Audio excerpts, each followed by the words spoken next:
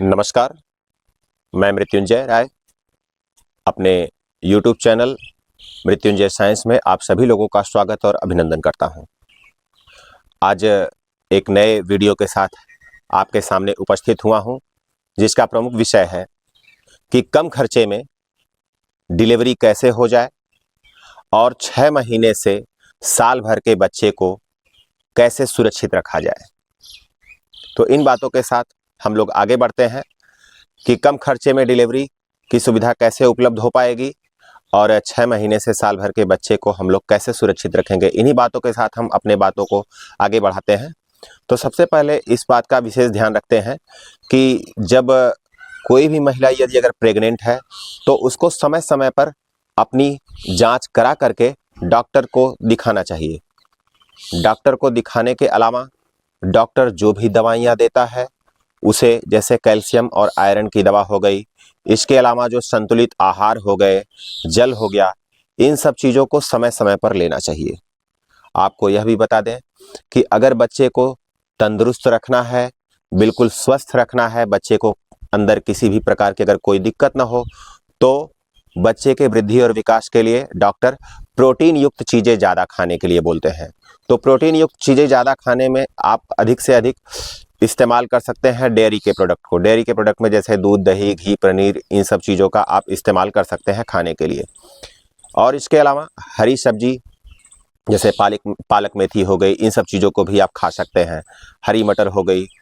और एक बात का विशेष ध्यान रखें कि कम से कम एक प्रेग्नेंट महिला को डॉक्टर जो गायनोकोलॉजिस्ट होती हैं वो यह बताती हैं कि अगर आपके गर्भ में अगर बच्चा पल रहा है तो एक दिन में आपको यानी प्रतिदिन कम से कम 3 से लेकर के 3.5 लीटर यानी 12 से 15 ग्लास आपको पानी की मात्रा लेनी है।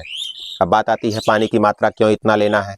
क्योंकि गर्भ में जो पल रहा बच्चा होता है उसको खेलने के लिए, उसको घूमने के लिए जल की मात्रा, जो एमनियोटिक जो द्रव होता है वो बहुत जरूरी है, जिससे बच्चा सकुशल वह चलता रहे, घूमता रहे उस गर्भ की झिल्ली में। और यह माँ जो भी चीज़ पोषक तत्व खाती है, सब सारा का सारा चीज़ जो गर्भनाल होती है उसी के माध्यम से बच्चे के पास पहुँचता है। और एक बात का और विशेष ध्यान रखें, माता को किसी भी प्रकार के नशीले मादक पदार्थ, गुटखा, खैनी, तंबाकू, बीड़ी, सिगरेट, किसी भी प्रकार की चीज़ों का सेवन नहीं करना चाहिए, खास करके प्रेगनेंसी के संदर्भ में। जब समय हो जाए, लगे कि अब डिलीवरी का समय आने वाला है नज़दीक, तो इस चीज़ का विशेष ध्यान रखें कि अगर सिंगल बेबी है, अगर गर्भ में अगर सिंगल बेबी है तो 37 से 40 सप्ताह सुरक्षित समय माना जाता है डिलीवरी का। इसके अलावा ट्विंस बेबी है तो इसके लिए 35 से लेकर के 37 सप्ताह का जो समय होता है वो सुरक्षित माना जाता है। इसके अलावा आपको बता दें, जब जो डिलीवरी की जो ड्यू डेट रहती है, डिलीवरी के ड्यू डेट से यानी जिस तारीख को आपकी डिलीवरी होने वाली है उसके 2 से 3 दिन पहले ही आप जाकर के हॉस्पिटल में एडमिट हो जाएंगे तो बहुत ही अच्छा रहेगा, जिससे बच्चा और बच्चा दोनों सुरक्षित रहेंगे। यदि अगर आपको जाना है तो उसके लिए नेशनल हेल्थ मिशन NHM के द्वारा एम्बुलेंस की जो सेवा है वह फ्री है। आप 102 पर कॉल करेंगे, 102 पर कॉल करने के बाद एम्बुलेंस आएगी और आपको घर से लेकर के हॉस्पिटल पर ले जाएगी। और यदि अगर आप पूछते हैं कि कौन सा हॉस्पिटल अच्छा रहेगा जहां पर कम खर्च में सारी सुविधाएं जच्चा और बच्चा को मिल सकेंगी, यदि अगर आप चाहते हैं कि डिलीवरी किसी अच्छे हॉस्पिटल में हो तो हम आपको एक ही चीज़ रिकमेंड करेंगे। बहुत से डॉक्टर ऐसे होते हैं कि वो सोचते हैं कि इनकी डिलीवरी प्राइवेट क्लिनिक में हो। प्राइवेट क्लिनिक में कराने का खर्च कम से कम लाख से 1.5 लाख रुपए तक आ सकता है। यदि अगर ज़्यादा परेशानी हुई तो खर्च का अमाउंट बढ़ सकता है।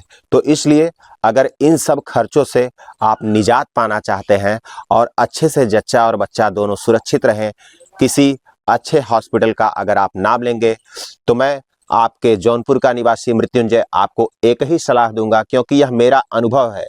आप जैसा वीडियो फ्रेम में देख सकते हैं, यह मेरे जुड़वा बच्चे हुए हैं। आपके बीएचयू हॉस्पिटल में, वहाँ पर कौन कौन सी सुविधा उपलब्ध है। बनारस हिंदू यूनिवर्सिटी जो काशी नगरी वाराणसी में स्थित है, इसके बारे में हम आपको बताते हैं। वहाँ पर जो जांच और माँ के जांच और दवा की केवल फीस लगती है, जो उसका खर्च होता है केवल दवा और जांच की, और दवा केवल वही जो बाहरी आता है उसी का केवल अमाउंट लगता है, बाकी और किसी भी चीज़ का खर्च नहीं लगता। वहाँ पर सारी सुविधाएं फ्री हैं। जब बच्चे का जन्म हो जाता है तो बच्चे के जन्म के बाद यदि अगर बच्चे को कोई भी दिक्कत होती है तो वहाँ पर NICU, neonatal inborn child unit, जिसको हम लोग बहुत लोग ICU के भी नाम से जानते हैं, वहाँ पर सारी सुविधाएं फ्री हैं। इस चीज़ का विशेष ध्यान रखिएगा कि ICU का जो चार्ज है वहाँ पर फ्री है। अगर आप एक प्राइवेट क्लिनिक में अगर आप चले गए, किसी प्राइवेट अस्पताल में अगर आप चले गए, तो एक दिन का कम से कम खर्च आपसे डॉक्टर प्रतिदिन का 8 से 10 हज़ार रुपये लेगा। अब आप सोच लीजिए कि अगर आप सप्ताह या करीब 10 दिन 15 दिन अगर रह जाते हैं तो करीब 1.5 से 2 लाख रुपए का वो बजट बना सकता है। तो हम आपसे एक ही चीज़ रिकमेंड करेंगे कि वहाँ के ICU की भी सुविधा सारी फ्री है। इसके अलावा बच्चे के वहाँ दूध की भी सुविधा मिल जाती है, और इसके अलावा बच्चे की जांच की सुविधा, बच्चे से रिलेटेड चाहे जो भी सुविधा हो सब निःशुल्क है, फ्री है। और इसके अलावा आपको बता दें कि वहाँ पर और कौन कौन सी आपको सुविधाएं मिल जाएंगी। प्रधानमंत्री मातृ वंदना योजना के अंतर्गत यदि अगर आपका पहला बच्चा डिलीवरी के दौरान अगर हुआ है तो उस समय आपको सरकार के तरफ से 5,000 रुपये मिलेंगे, और इसके अलावा अगर दूसरे बच्चे का अगर जन्म होता है तो उस पर आपको 6,000 रुपये मिलेंगे। और जब डिलीवरी अगर मान लीजिए सिजेरियन अगर हो तो सिजेरियन के बाद इस चीज़ का विशेष ध्यान रखें, जच्चा और बच्चा दोनों का, खास करके इस चीज़ का कि जब बच्चे का जन्म हो तुरंत माँ का गाढ़ा पीला दूध बच्चे को जरूर देना चाहिए। क्यों देना चाहिए? क्योंकि वह उसके जीवन दान और अमृत के जैसा माना जाता है। और एक चीज का विशेष ध्यान रखना चाहिए कि किसी बाहरी लोग के संपर्क में बच्चा ना आए, जिससे बच्चे को इन्फेक्शन हो सकता है। जब भी बच्चे को छुए तो बिल्कुल हाथ अपना सफा रखें। बच्चे का शरीर हमेशा गर्म रहे। जैसा कि आप वीडियो फ्रेम में देख सकते हैं, मैं यह BHU के ICU जो NICU यूनिट है वहाँ से इस वीडियो फ्रेम को मैंने लिया है, और आप इसमें देख सकते हैं कि कैसे हम लोग बच्चे को सुरक्षित रख सकते हैं। इसके अलावा माँ के अगर दूध बच्चे को समय समय पर अगर 6 महीने अगर मिल जाएंगे तो बच्चे को किसी भी प्रकार का रोग आने वाले भविष्य में नहीं होगा, और बच्चे को समय समय पर टीकाकरण करवाते रहना चाहिए, और बच्चा बिल्कुल तंदुरुस्त और हिष्ट पुष्ट आपके सामने खेलता हुआ दिखाई देगा।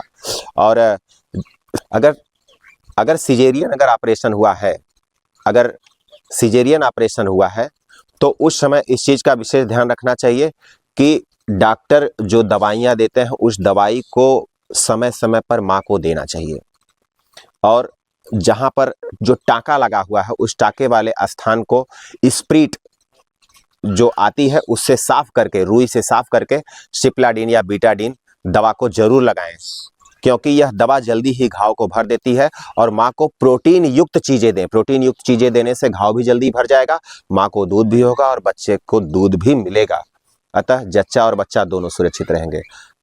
जरूर आपको यह वीडियो पसंद आई होगी। बहुत बहुत धन्यवाद।